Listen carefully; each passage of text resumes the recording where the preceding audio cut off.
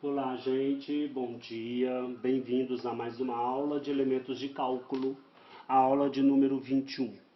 Na aula de hoje falaremos sobre as funções sobrejetoras, injetoras e bijetoras.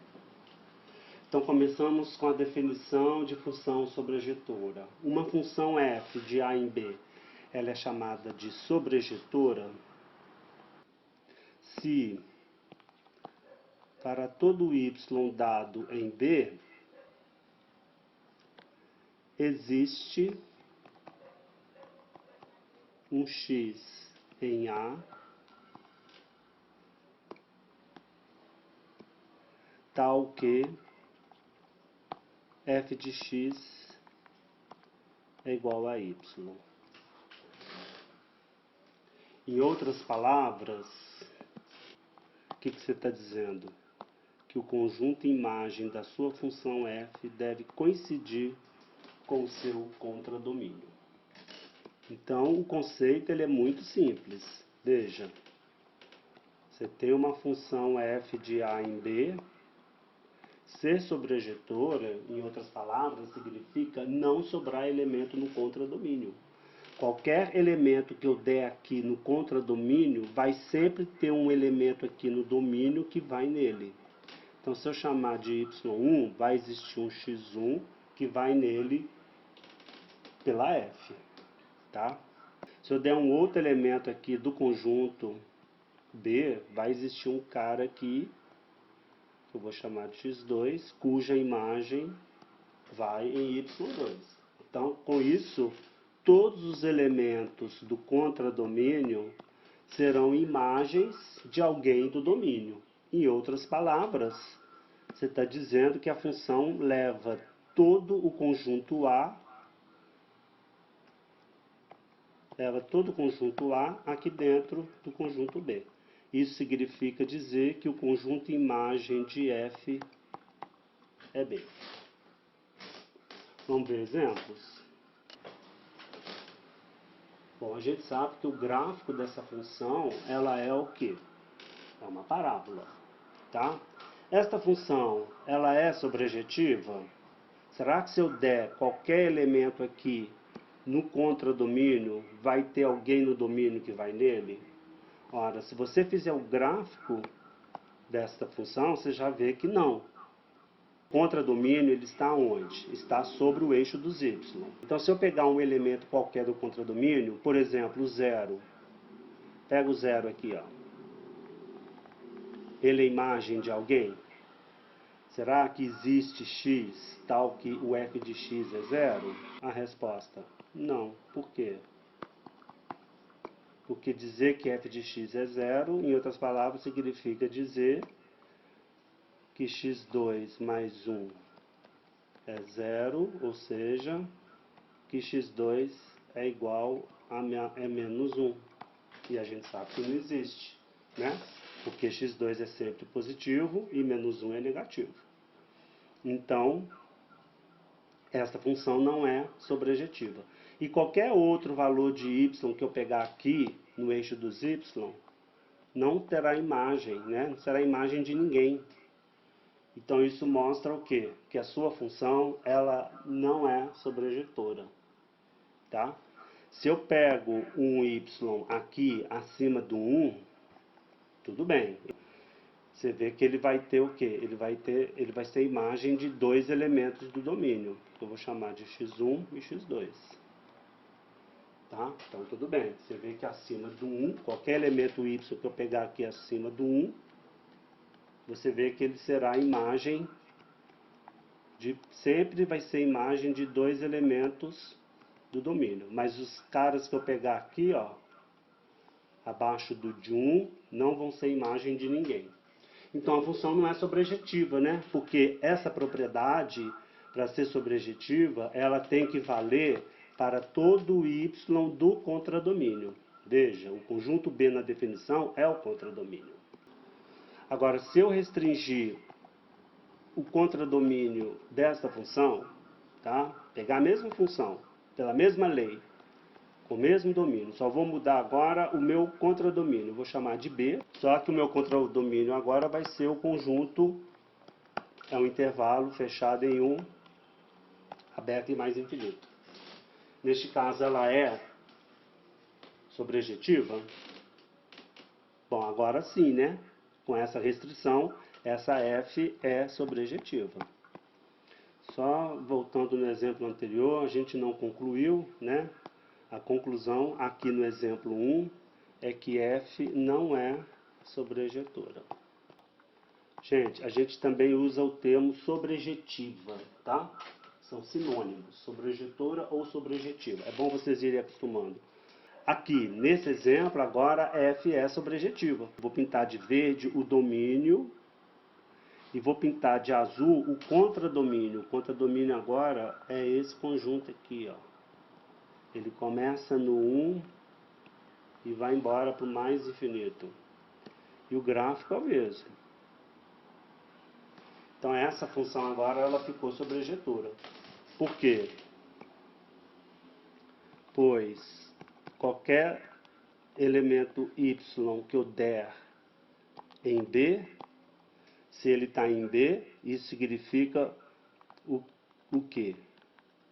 Que y é maior ou igual a 1, certo? Então qualquer y que eu der aqui, vai existir, na verdade, dois elementos do domínio cuja imagem é o y dado, que é o x1 e x2. Vamos encontrar quem são esses x1 e x2? O que eu tenho que fazer?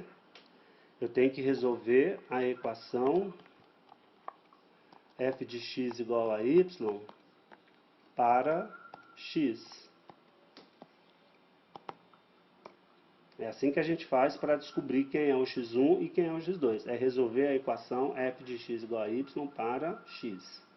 Bom, esta equação ela é equivalente a x2 mais 1 igual a y. Então, daqui eu vou tirar, como eu quero resolver para x, então eu vou tirar x em função de y. Então vai ficar x2 igual a y menos 1. Ou seja, isso vai me dar o quê?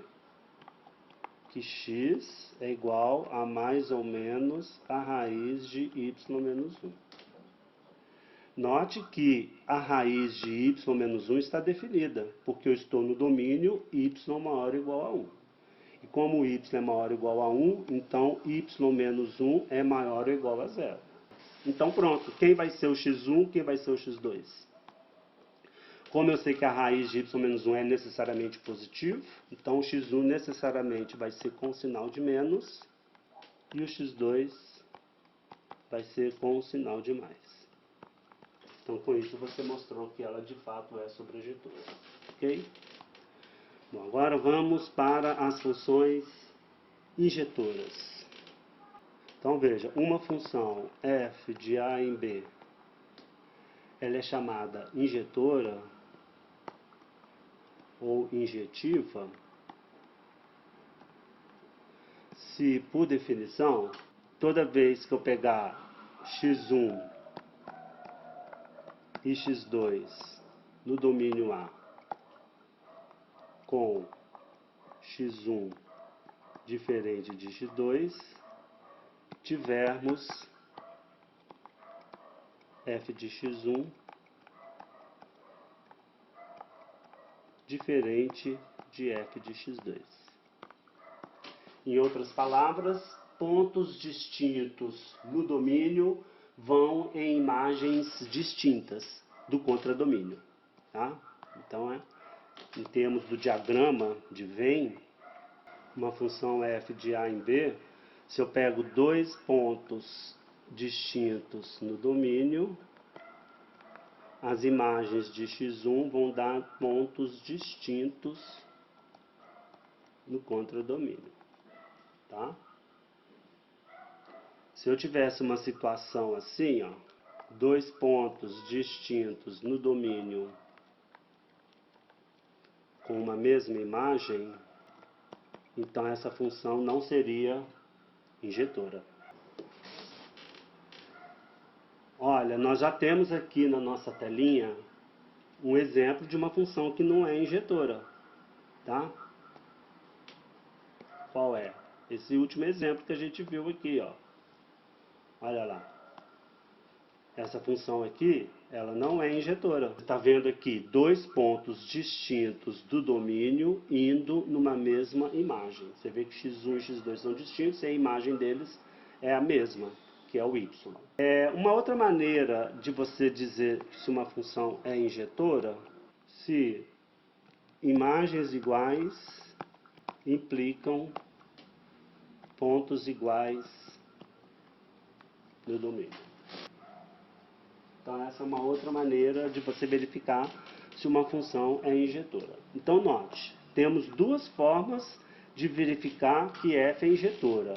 Ou você pega dois pontos diferentes do domínio e mostra que suas imagens são diferentes.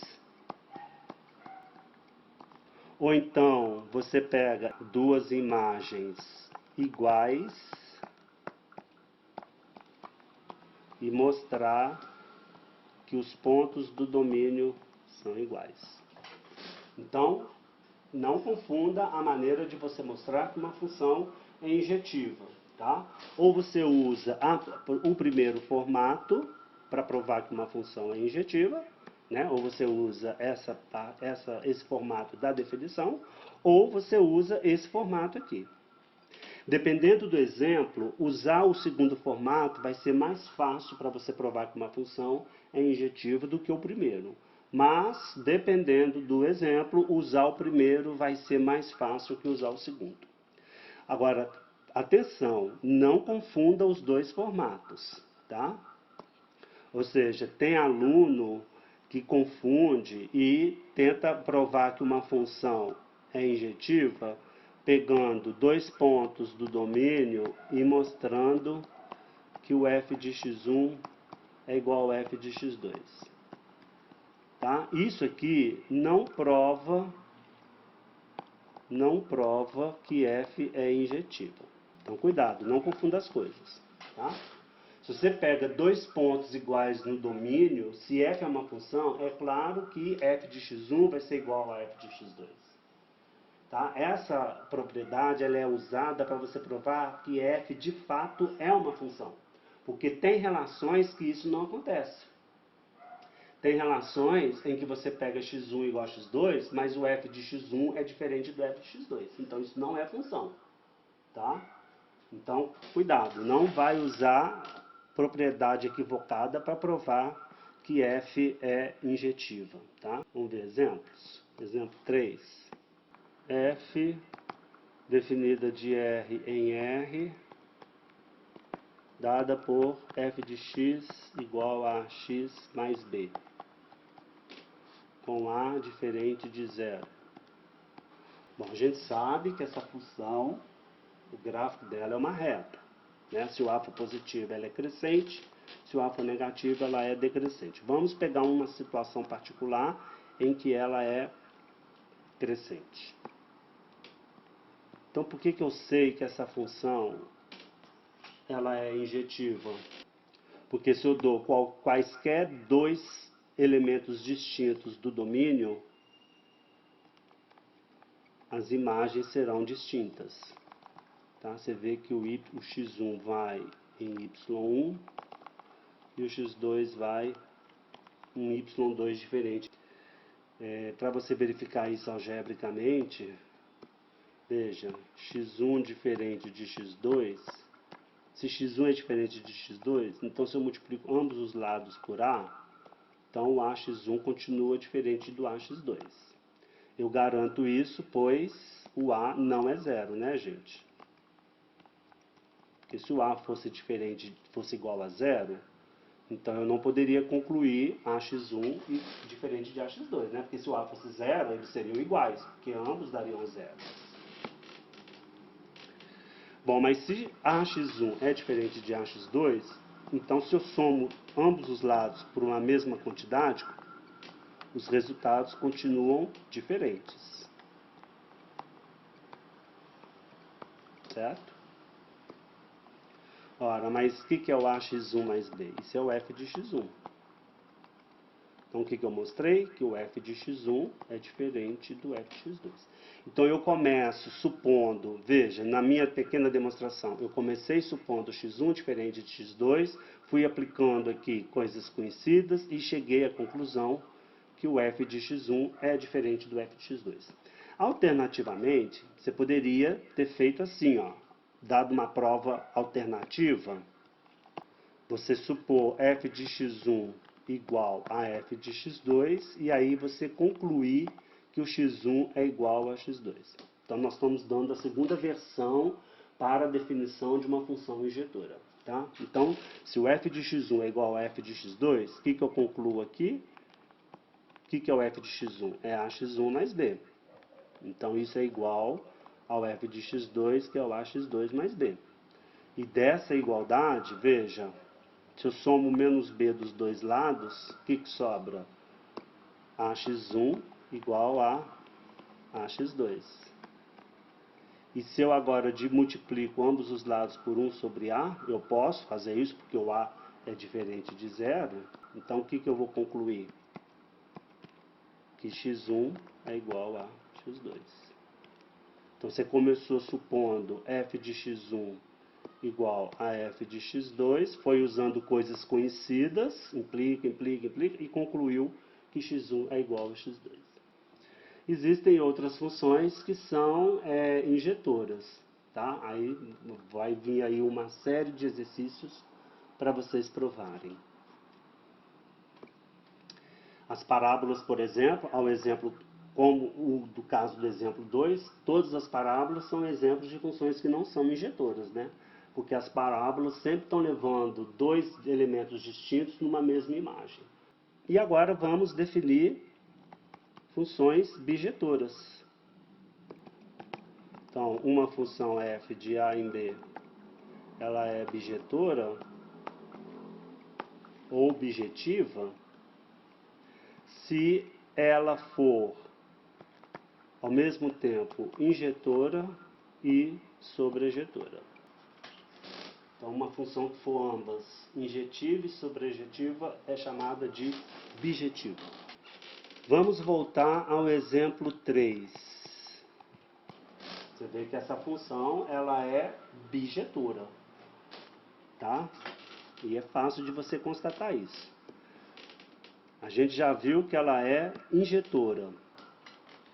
E a gente pode verificar também que ela é sobrejetora. Por quê?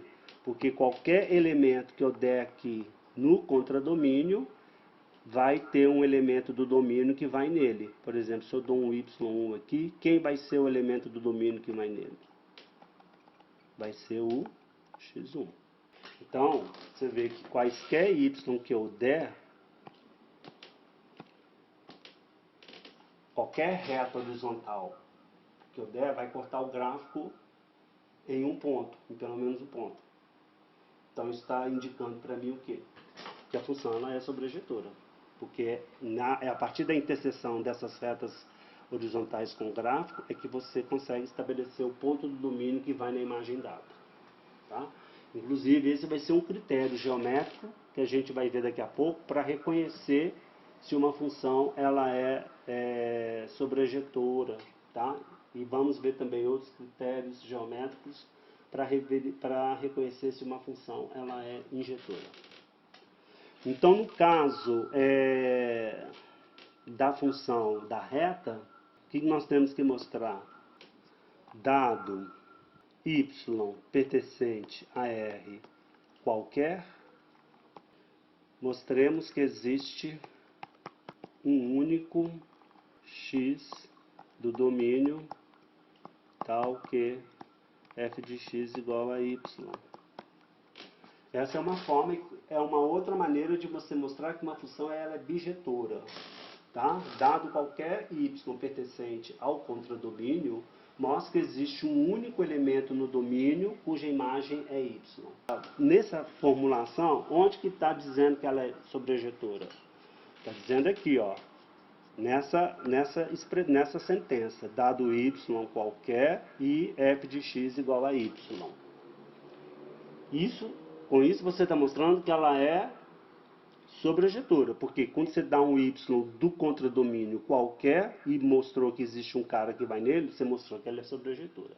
E onde que você está mostrando que ela é injetora? Aqui, ó, quando você fala que existe um único, não existe outro, tá? Então, dado o elemento do contradomínio, existe sempre alguém que vai nele e só um, não tem mais do que um. E de fato, né, se você pega um y qualquer, você tem que resolver a equação f de x igual a y para x e encontre uma única solução. Então, f de x igual a y significa o quê? Ax mais b igual a y. Vou resolver para x. Então, vai ficar ax igual a y menos b. E como a é diferente de zero, então vai ficar o quê? X igual a y menos b sobre a. E ele é único, tá vendo? Então, você mostrou que existe um único x que vai em y. Tá? Se você ainda tem dúvidas, calcula o f desse x. O f desse x que se encontrou vai ser o f de quem? De y menos b sobre a. Estou substituindo o x pelo valor encontrado, que é y menos b sobre a. Agora você joga lá na expressão. Isso tem que dar o y. Pela definição da função f, isso é a vezes o x, que no meu caso é y menos b sobre a, mais b. Continua. Aqui nessa multiplicação eu posso simplificar. Então ficou y menos b mais b. E menos b mais b dá zero. Pronto. Então deu certo. E no nosso exemplo 2, a equação f de x igual a y, que deu x2 mais 1 igual a y, resolvendo para x, não te deu um x único. Né? Lá você encontrou dois valores de x. Um, que é a raiz de y menos 1, e o outro que é menos a raiz de y menos 1. Portanto, isso mostra que essa função do exemplo 2 não é injetiva. Logo, não é bijetiva. Agora, vamos ao reconhecimento através do gráfico. Se ela é injetiva, sobrejetiva, objetiva ou nenhum deles. Essa aqui é uma função de R em R. E essa aqui é uma função definida de R mais em R. Então você vê que essas funções, para você saber se ela é injetora, o que você tem que fazer? Você tem que traçar retas paralelas ao eixo dos x. Se essas retas cortar o gráfico em um só ponto ou não cortar o gráfico, então a gente diz que essa função é injetora. Tá? Então, por exemplo, aqui no primeiro exemplo, qualquer reta que você traça paralela ao eixo x vai cortar o gráfico em apenas um ponto. Certo? Então isso está indicando o quê? Que a função é injetiva. Tá bom? Porque cada y dado produz a imagem de apenas um único x. Condição para ser injetiva. Aqui também, se eu traço retas paralelas ao eixo do x, veja, as retas que passam aqui abaixo do eixo do x, elas não vão cortar o gráfico em nenhum ponto, não tem problema. Porque eu estou verificando se ela é apenas injetora. Tá? E onde a função está definida, o gráfico corta, as retas cortam o gráfico em apenas um ponto. Então isso mostra o quê? Que essa função aqui do meu desenho também ela é injetora. Tá? Então, nesses dois exemplos, f e g são injetoras. Vamos ver esse aqui, ó. Essa função, ela é injetora? Essa função ela é de R em R, tá? Vou chamar de H. Veja, qualquer reta paralela ao eixo do x deve cortar o gráfico em apenas um ponto. Se você pegar essas retas aqui, que a função ela vai embora para a região do infinito. Se eu pego essas retas aqui, ó, ou essas, tudo bem, elas vão cortar o gráfico em apenas um ponto. Mas essa propriedade tem que valer para todas as retas, tá? Então, se eu pego, por exemplo, essa reta, a propriedade não é mais cumprida. Olha, ela vai cortar o gráfico aqui em quantos pontos? Em 3 pontos. Isso está dizendo o quê? Que esse valor de y aqui, que eu vou chamar de y0, ele é a imagem desse x aqui, que eu vou chamar de x0, é também a imagem desse x aqui, que eu vou chamar de x0', e é também a imagem desse outro x, que eu vou chamar de x0 duas linhas. Então, você vê que o y0, neste caso, ele é a imagem de 3 elementos do domínio. Então, altamente não injetiva. Tá? Mesma coisa vai acontecer se eu pegar essas retas aqui, ó, que passam aqui ou aqui, né? Então, essa função h, ela não é injetiva. Bom, e geometricamente, como que a gente faz para verificar se uma função ela é sobrejetora? Você deve traçar todas as retas passando por pontos do eixo y que estão no contradomínio da função. Tá? Se essas retas cortarem o gráfico, não importa se é em um ou mais pontos, então a função é sobrejetora. Então veja bem, você tem que passar uma reta paralela ao eixo dos x, tocando o eixo y num ponto arbitrário do contradomínio. Esta reta tem que cortar o gráfico pelo menos uma vez. Se não cortar, então a função não é sobrejetora. Tá? Então, um exemplo, essa função aqui, ó. Vamos pegar essas duas funções aqui. Aparentemente, essas funções são iguais, né? É a mesma função. Né? Mas, elas são diferentes porque aqui eu vou supor que é uma função definida de R em R+. E aqui eu vou supor que é uma função definida de R em R. Então, o que diferencia essas duas funções é exatamente o quê? O contradomínio. No primeiro gráfico, o contradomínio é apenas o eixo positivo, o semi-eixo positivo dos y. Tá? E no segundo exemplo, o contradomínio é todo o eixo dos y. É o R todo. Então, você vê que a primeira vai ser sobrejetiva, mas a segunda não. Por quê? Se eu pegar qualquer reta que corta o eixo y passando por pontos do contradomínio, então veja, eu só posso pegar retas que passem por pontos de y maior ou igual a zero. Então essas retas, elas vão cortar o gráfico sempre. Inclusive, se eu pego o próprio eixo x, corta o gráfico no vértice. Então essa função f, ela é o quê? Sobrejetiva. A gente costuma dizer também sobre, que é uma abreviatura de sobrejetiva ou sobrejetora. Agora, essa de cá, da direita, ela é sobrejetiva? Não. Por quê? Se você pega retas acima do eixo de zero, tudo bem, vai cortar o gráfico. Mas se eu pegar retas aqui, ó, passando abaixo no semi-eixo positivo dos y, não vai cortar o gráfico, tá vendo? E essas retas você tem que considerar. Por quê? Porque eu estou pegando retas passando por pontos do contradomínio, e o contradomínio é o R todo. Então, neste caso aqui, G não é sobre. Bom, e aí para você verificar se uma função é bijetora, é simples. É só você usar os dois procedimentos para saber se é injetora ou sobrejetora. Né? Se for injetora e sobrejetora, ela, portanto, será bijetora. Vamos pegar esses dois casos aqui. Ó. Vamos ver se elas são bijetoras? Bom, no caso aqui, ambas são bijetoras. A primeira, por quê?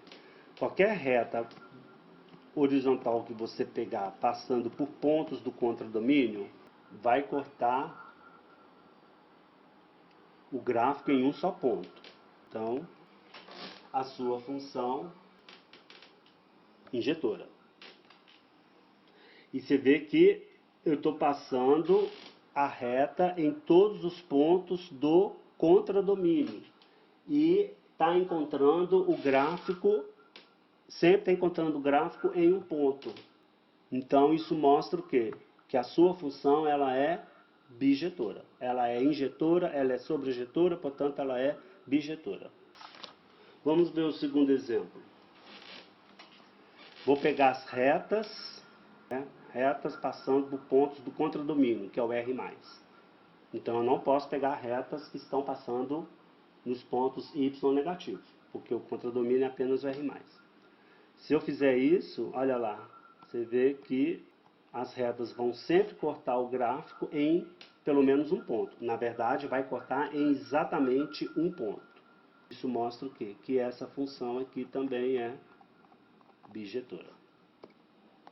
Então, em ambos os casos, f e g são bijetoras. Muito atento, tá, gente? Para você decidir se uma função é injetora, sobrejetora ou bijetora, fique sempre atento ao conjunto que representa o contradomínio. Isso é informação importante. Se você não olhar para o contradomínio, você não é capaz de decidir, por exemplo, se uma função é sobrejetora ou não. Tá? Vamos finalizar a aula com um teorema, tá? Cuja demonstração é bem simples, bem tranquila, está no livro do Gelson Yes, e eu vou só enunciar aqui o teorema, que diz o seguinte: composta de funções sobrejetivas é sobrejetiva, composta de funções injetivas é injetiva. Então, em outras palavras, sejam f de A em B e g de B em C funções. Note que a G bola F está definida porque o contradomínio de F é igual ao domínio da G. Se F e G forem sobrejetivos, então a composta G bola F, que é uma função de A em C, também será sobrejetiva. Tá? E se F e G forem injetivas, então a G bola F também será injetiva. Tá? Então com isso a gente fecha o resultado. É bom vocês olharem lá a demonstração, ela é bem tranquila, bem fácil. Se tiver dúvida para entender, é só avisar e eu faço a demonstração numa aula nossa, no encontro síncrono nosso. Ok? Então é isso, gente. Até a próxima aula. Um abraço para todos.